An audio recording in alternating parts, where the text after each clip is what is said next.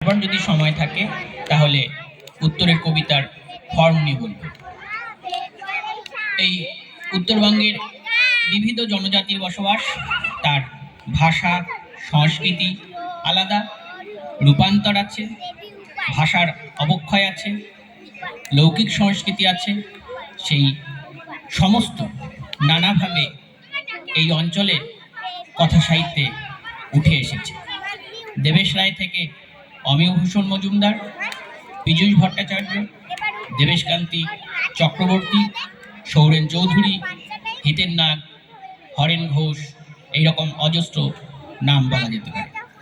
বহু ক্ষেত্রেই আমি নামের নামাবলী করব না, শুধুমাত্র কিছু দৃষ্টান্ত রাখবো এবং প্রবণতাগুলোর কথা বলবো।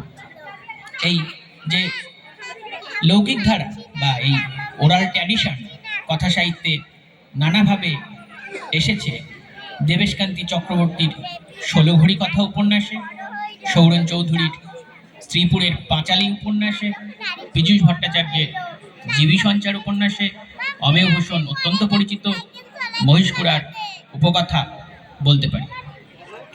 উত্তরবঙ্গের উত্তর অংশের একটা নিসর্গ প্রকৃতি আছে, তার একটা আলাদা মাধুর্য আছে এবং তার একটা স্নিগ্ধতা আছে। তরাই ডুয়ার্স, তার চা বাগিচা, এইসব নিয়ে সেই অঞ্চলের কথাকাররা নানাভাবে ভেবেছেন।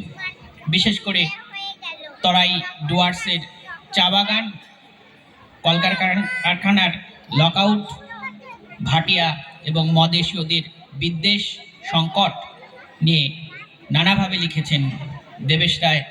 শিল্পায়নের প্রতিবেদন, বিপুল দাসের শর্মার সন্ততি, চমংলোমার জনম, তিলোত্তমা মজুমদারের কোনো কোনো লেখা। এই উত্তরবঙ্গের প্রায় জেলার আশপাশ দিয়ে সীমান্ত রয়েছে এবং সীমান্ত থাকার ফলে দেশভাগ, মুক্তিযুদ্ধ, কিছুকাল আগের ছিটমহল বিনিময় ব্যাপক প্রভাব ফেলেছে এবং উত্তরবঙ্গের যে জনসংস্কৃতি তা বিপুল আকারে পরিবর্তিত হয়েছে এবং উত্তরবঙ্গে কত কলোনি গড়ে উঠেছিল সরকারি বেসরকারি উদ্যোগে, তা প্রফুল্ল চক্রবর্তীর প্রান্তিক মানব গ্রন্থখানা পড়লে দেখা যাবে। এবং ১৯৪০-এর যে জনবিন্যাস, তার থেকে ১৯৮০-র জনবিন্যাসের আকাশ পাতাল ফারাক আছে। সেই প্রভাব উত্তরের সাহিত্যে পড়েছে। পীযূষ ভট্টাচার্যের নিরক্ষরেখারু উপকথা,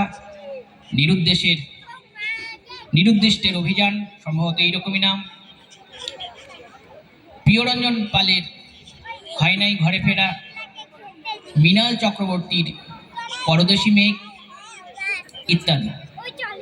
উত্তরবঙ্গের সাহিত্যে একটা ব্যাপক প্রভাব ফেলেছে নদী। উত্তরবঙ্গের এই নদীগুলিকে কেন্দ্র করে তার স্বভূমির সন্তানরা সাহিত্য রচনা করেছেন। আবার এই নদীরও ভূ প্রকৃতি, গতি প্রকৃতি আলাদা। তিস্তা তোর্সাকে কেন্দ্র করে যে জনপদ জীবন, তার ভৌগোলিক রূপরেখা, সেই নদীর ভাঙন গড়ন এবং নদীকে কেন্দ্র করে তার সংস্কৃতি, তিস্তা বুড়ি, তা নিয়ে দেবেশ রায়ের যে লেখা, তার এক রূপচিত্র। আবার গঙ্গার যে ভাঙন, তা দুর্বিষহ এবং বড় মর্মান্তিক। তৃপ্তিশান্তা গভীর খেদের সঙ্গে উচ্চারণ করেন, ভাঙন প্রবণ এলাকায় থাকি। স্বাধীনতার পরেও যারা প্রতি বছরই উদ্বাস্তু হয়ে ভিটেমাটি ছেড়ে চলে যায়, সেই শিকস্তি পয়স্তির কথা, সেই ভাঙন প্রবণ এলাকার কথা নানাভাবে লিখেছেন অভিজিৎ সেনের নিম্নগতির নদী, শুভ্র মৈত্র, শুভজিৎ ভাদুরী, দেবেশকান্তি চক্রবর্তীর নোনা নদীর বাঁকে, জয়ন্ত জোয়ারদারের ভূতনি দেয়ারা ইত্যাদি উপন্যাসে। উত্তরবঙ্গের সাহিত্যে উত্তর আধুনিক উপন্যাসও লেখা হয়েছে। ফর্ম নিয়ে তুমুল ভাঙচুর, ভাষাগত আক্রমণ, জাদু বাস্তবতা, বাস্তব অবাস্তবের মধ্য দিয়ে এগিয়ে যাওয়ার প্রচেষ্টা লক্ষণীয়। অবশ্যই স্মরণ করতে হয় পীযূষ ভট্টাচার্যের সমস্ত আখ্যানের কথাই, দেবজ্যোতি রায়ের নরকের থেকে এক টুকরো অনির্বাচনীয় মেঘ নামক এক দুর্ধর্ষ আখ্যানের কথা, তারপর উনচারণ নামক একটি উপন্যাস লিখেছিলেন দেবার্ঘ গোস্বামী, তরুণ লেখক। সিন্ধু সোমের শ্রীমাল বিজয় নামক দুর্ধর্ষ একটা গদ্য টেক্সটের কথা বলতে হয় অরুণ ঘোষের নগ্ন পরিবার উপন্যাসের কথা, বলতে হয় অর্জুন বন্দ্যোপাধ্যায়ের বঙ্কিমচন্দ্র উপন্যাসের কথা। উত্তরবঙ্গ বিদ্রোহ আন্দোলনের পটভূমি, তেভাগা থেকে নকশাল আন্দোলন, তারপর গোর্খাল্যান্ড আন্দোলন, কামতাপুরী আন্দোলন, ছিটমহল বিনিময় নানাভাবে ঘটে চলেছে। সেই আন্দোলনের কথা উপন্যাসে, গল্পে নানাভাবে এসেছে।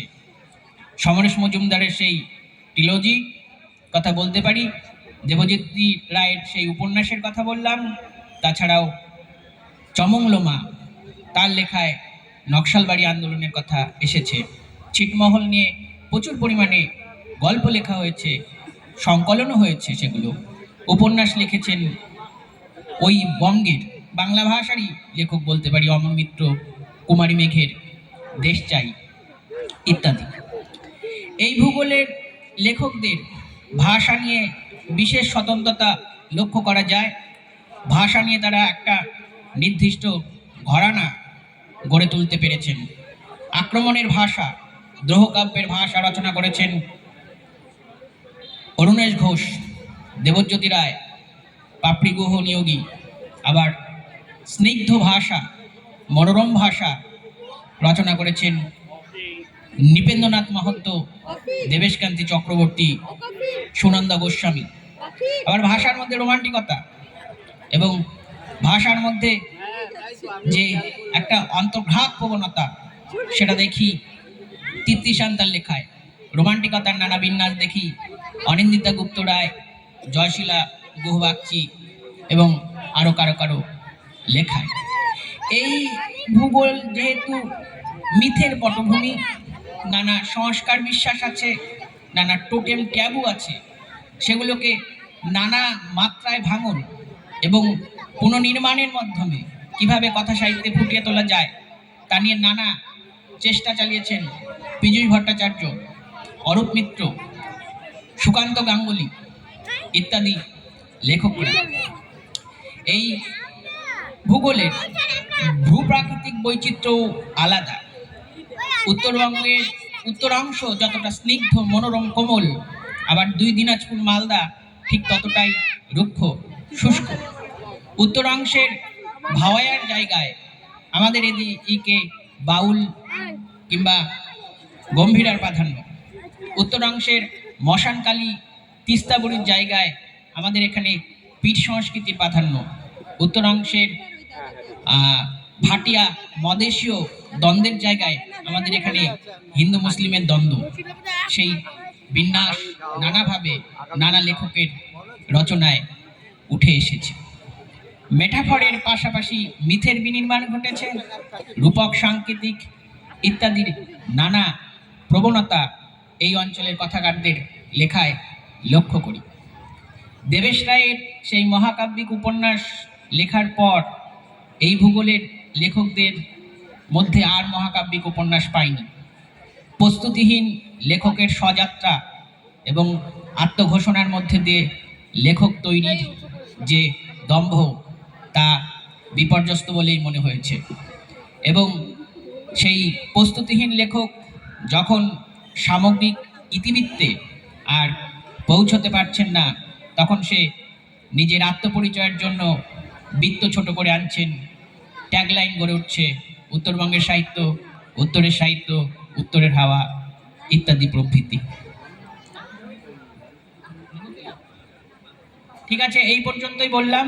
পরে যদি আবার সময় পাওয়া যায় তাহলে কবিতার ফর্ম নিয়ে বলবো কিছু কথা।